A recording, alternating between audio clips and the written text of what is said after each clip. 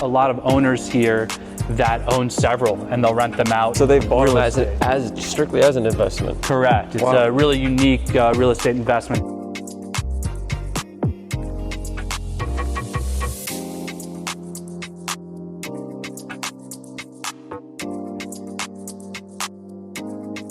Welcome back to the harbor, guys. I'm down here at the Phillippi Harbor Club with Daniel Treiman. He's a realtor at Michael Saunders, with Michael Saunders Group, and we're gonna be looking at some rackaminiums today. Give us a little tour, Daniel. Let's go. We've got around 300 slips here. And Phillippi Harbor Club operates like a condominium. So you own your individual rack. You can buy it, sell it, you can rent it. You pay a quarterly HOA fee just like any other condominium, and that includes maintenance on the facility, it includes the staff, it includes 140 in and outs every year, and when they take the boat out of the water, they'll wash the bottom of the boat for you. They have detailing on-site maintenance for your boat, and anything else you could need. Do they flush the engine? They do flush the engine as well every time you come back to shore. Facility is Category 4 hurricane rated, which is obviously one of the most important aspects of why someone would want to own here. Right. Keep your boat out of the elements. Yeah, I've seen over the last few years some of the hurricanes that have hit. Some of these maybe lose some, a little bit of metal on the outside, but I've never seen the boats inside damaged. Yeah, so, this is a concept that doesn't make a lot of sense to a lot of people outside of Florida. It's not common in a lot of states.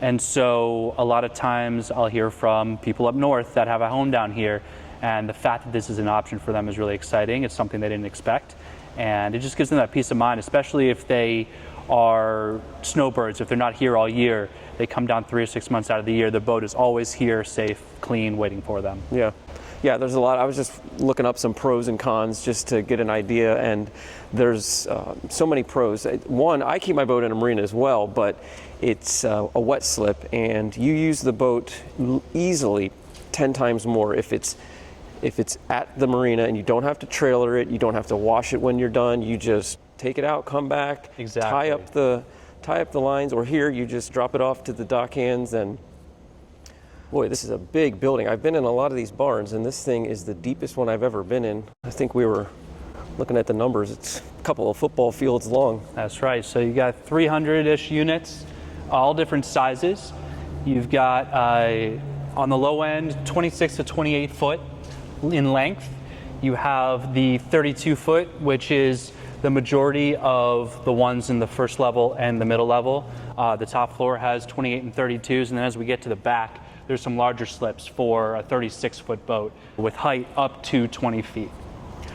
Right, and we'll talk about pricing later on, but if you did rent a slip here, which you can rent from the owners, it's not cheap. So buying and owning, and then eventually, holding on to it, and then you can sell it and get your money back instead of throwing away your money every month. Yeah, that's a great point. The average rack here rents for between $500 and $800 a month. And so the quarterly fees, the HOA fees, run somewhere between $550 and $650. So you can do that math. Historically, these have increased in value. Obviously, we never know where the market's going to go, but it's definitely can be a great investment. And we have a lot of owners here that own several, and they'll rent them out.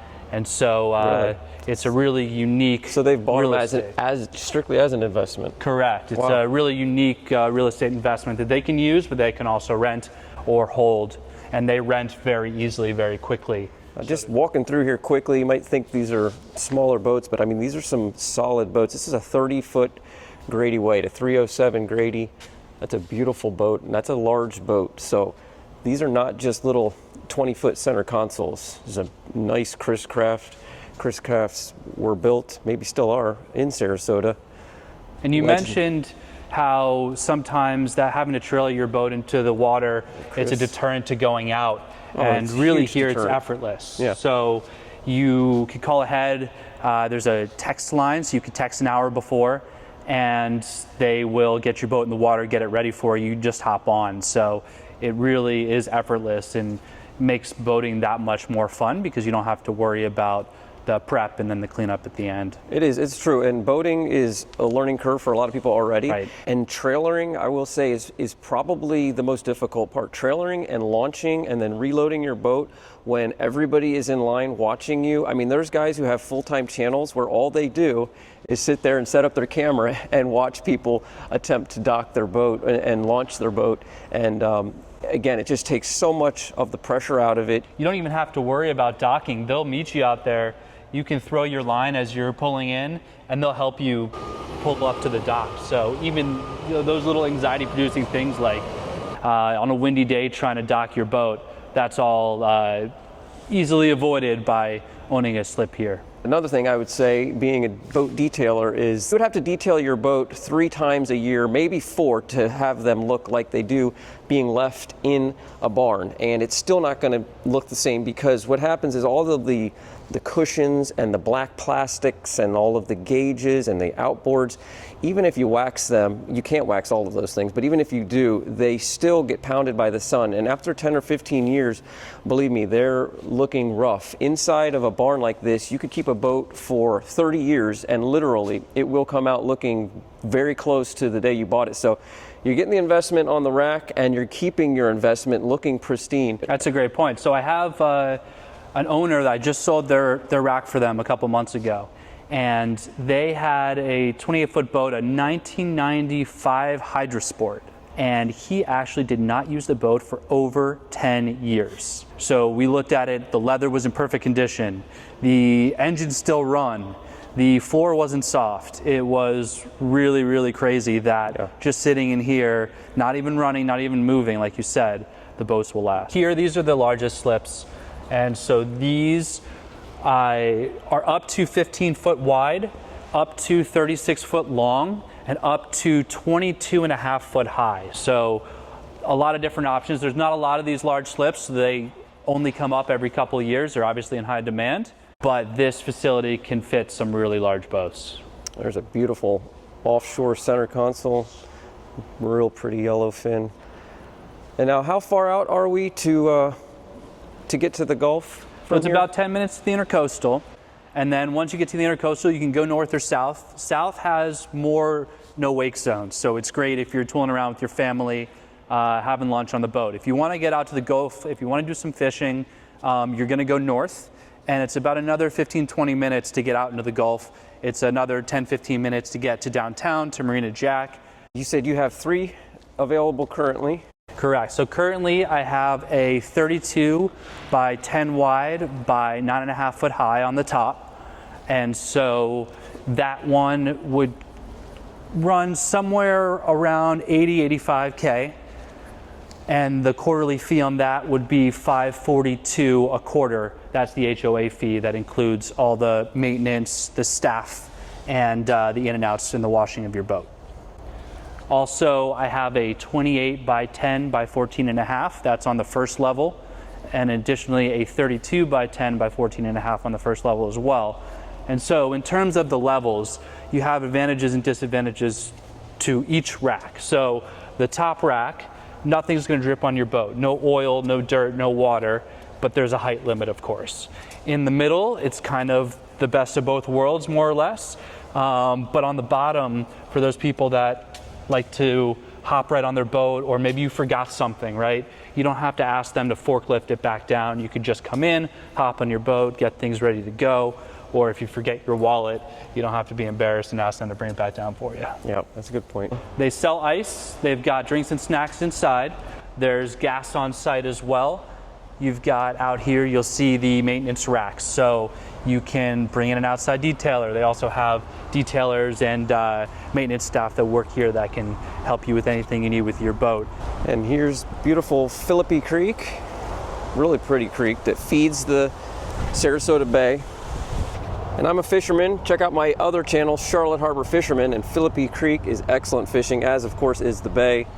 But everything, you've got it right here. If you're a backwater fisherman, this is great redfish and snook fishing. And then you've got the bay is great trout, mackerel fishing. And then of course you're right there on the Gulf if you're an offshore fisherman. So this is a real, fisherman's dream, this little spot right here. All right, let's check out the office. in the locker room. Come on in. We got drinks, snacks, coffee in here. The facility was built in 2007, so there's a little bit of history for you. So every rack comes with a locker. So you've got 3 different locker sizes here, which corresponds to the size of the rack that you own. But it's great for fishing gear or an extra set of clothes, whatever you might need. There's showers in here. You've got restrooms as well. And you know, Phillippi Harbor Club is more than just a place to keep your boat. It's kind of a community. Everybody seems to know each other. So it's a fun place to be, to meet people that are into boating and fishing just like you. The locker room, we have a shower as well. Hop off your boat, throw on a clean set of clothes you've got in your locker, and head out to dinner. So there's gas on site. They can get it fueled up for you so you're ready for your journey. You pull up, boat is fueled, ice is in the boat. We have fish cleaning stations here as well, so you can clean your catch right here, fillet them up, and bring them home, throw them on the grill.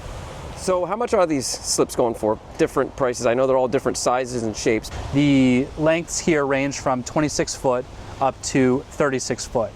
Then you've got the height, and that's really the biggest determining factor and the biggest limiting factor for what type of boat you can fit in here. So on the top rack, most of the slips have a 7.5 foot height limit, and they'll run in the 60s, 70s, 80s in terms of pricing currently.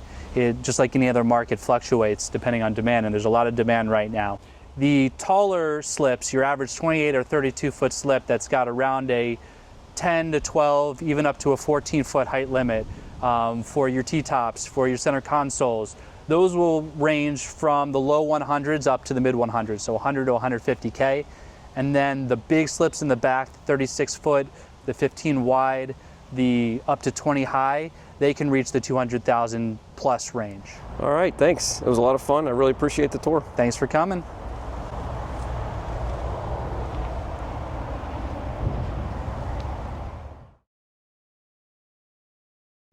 And in the Sarasota area, in addition to Phillippi Harbor Club, you have some other options to consider, which include Osprey Harbor in Osprey and Gulf Harbor Marina in Nokomis.